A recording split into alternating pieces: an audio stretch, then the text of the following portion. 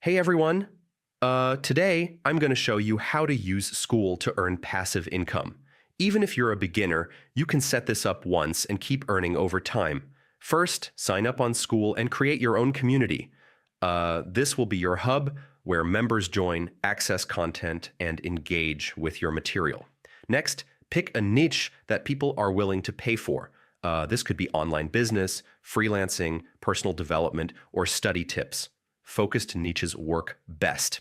Now, create evergreen content that doesn't require constant updates. This can be lessons, tutorials, guides, or templates that people can use anytime. Then set up a paid membership or course. Charge a monthly fee or one-time payment so members automatically pay to access your content. Finally, promote your community.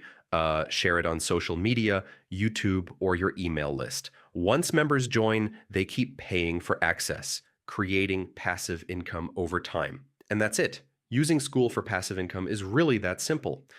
Create value once, set pricing, and grow your community while earning consistently.